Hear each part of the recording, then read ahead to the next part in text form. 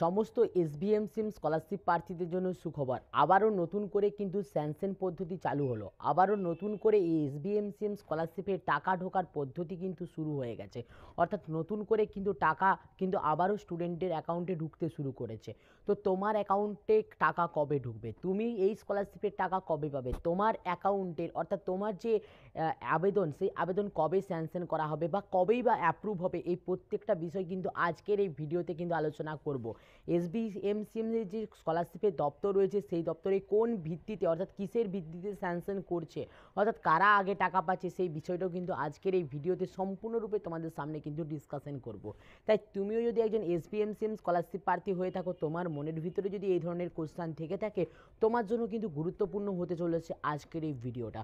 কোনোরকম কোনো স্কিপ না করে, তাই আমি চাইবো ভিডিওটা শেষ পর্যন্ত দেখো। আর যদি চ্যানেলের প্রথমবার হয়ে থাকো, অ্যাট ফার্স্ট রিকোয়েস্ট করবো চ্যানেলটিকে সাবস্ক্রাইব করে পাশে থাকা বেল আইকনে কিন্তু ক্লিক করে দাও। আর অবশ্যই কিন্তু বন্ধুদের মধ্যে শেয়ার করতে কিন্তু ভুলো না, কারণ এই ধরনের ডাউট তার মনেও থাকতে পারে। তো অবশ্যই তোমাদের কিন্তু একটা পার্সোনাল যে গ্রুপ তোমাদের বন্ধুদের রয়েছে, সেখানে অবশ্যই কিন্তু একটা শেয়ার করে দিও। তো আজকের প্রথমে আমরা যে বিষয়টি নিয়ে কথা বলবো, সেটা হচ্ছে তোমাদের এই এসবিএমসিএম স্কলারশিপের অ্যাপ্রক্স যে লাস্ট ডেট, সেই লাস্ট ডেট কবে হতে পারে। না, এই এসবিএমসিএম স্কলারশিপের অ্যাপ্রক্স যে লাস্ট ডেট, সেটা কিন্তু এখনও পর্যন্ত 2 মাস পরে তোমরা ভাবতে পারো। এর আগের বছরে যদি, এর আগের সেশনের যদি কথা বলি, 2023 সালে আমার সামথিং যতটা মনে পড়ছে, জানুয়ারি, ফেব্রুয়ারি, মার্চ, এপ্রিল পর্যন্ত কিন্তু আবেদন হয়েছিল। এপ্রিল পর্যন্ত কিন্তু আবেদন করা হয়েছিল। তো এক্ষেত্রেও আমরা ভাববো যে 2024 সালেও এপ্রিল পর্যন্ত কিন্তু আবেদন পদ্ধতি কিন্তু চলবে। তো তো সেক্ষেত্রে তোমরা কিন্তু এখনও হাতে 2 থেকে 3টি মাস পেয়ে যাচ্ছ এই স্কলারশিপে আবেদন করার জন্য। তো এরপরে যে বিষয়টি নিয়ে কথা বলবো, তো এখন কিন্তু আবারও নতুন করে স্যাংশন পদ্ধতি চালু হয়েছে। তো যাদের এই মুহূর্তে স্কলারশিপ অ্যাপ্রুভ হয়ে পড়ে আছে, তাদের কিন্তু খুব জলদি স্যাংশন হবে। অর্থাৎ এই লটে যাদের স্যাংশন হয়েছে, তাদের টাকা ঢুকে যাওয়ার পর মুহূর্তে তোমাদের কিন্তু স্যাংশন প্রক্রিয়া কিন্তু চালু হবে। আর তোমাদের যাদের যাদের এখনও পর্যন্ত এইচওয়াই ফরওয়ার্ডই দেখাচ্ছে, অর্থাৎ অ্যাপ্রুভ হয়নি, তাদেরকে কিন্তু ওয়েট করতে হবে। অর্থাৎ তোমাদেরও লটে লটে কিন্তু সেই যে এইচওয়াই ফরওয়ার্ডের পর থেকে যতগুলো পরপর এসেছে, সেই পরপরেই কিন্তু তাদের যে স্যাংশন প্রক্রিয়া অর্থাৎ অ্যাপ্রুভ প্রক্রিয়া, সেই অ্যাপ্রুভ প্রক্রিয়া কিন্তু চলছে, অর্থাৎ ডকুমেন্টস ভেরিফিকেশন কিন্তু চলছে। তোমার এইচওয়াই ফরওয়ার্ড যদি খুব জলদি হয়ে গিয়ে থাকে, তোমার কিন্তু অ্যাপ্রুভও খুব জলদি হয়ে যাবে। আর কিন্তু তোমার যদি এইচওয়াই ফরওয়ার্ড করতেই দেরি করে, তাহলে কিন্তু তোমার অ্যাপ্রুভ হতেও কিন্তু অনেকটাই কিন্তু প্রবলেম হবে বা লেট হবে।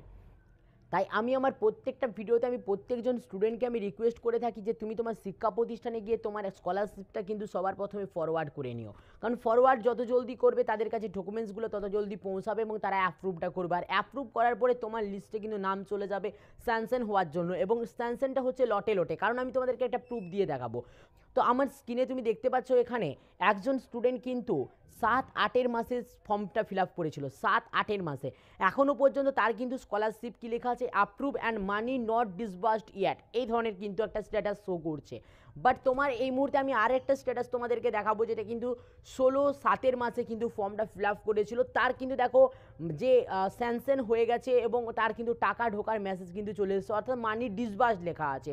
তো এখানে তোমরা কি বুঝতে পারছো না, 7 মাসে যারা ফর্মটা ফিল আপ করেছিল, তাদের কিন্তু অলরেডি টাকা ঢোকার শুরু হয়ে গেছে। এবং যারা 8 মাসে ফর্মটা ফিল আপ করেছে, এখনও পর্যন্ত কিন্তু টাকা ঢোকার মেসেজ আসেনি, কারণ হচ্ছে এখনও তাদের কিন্তু স্যাংশন করা হয়নি।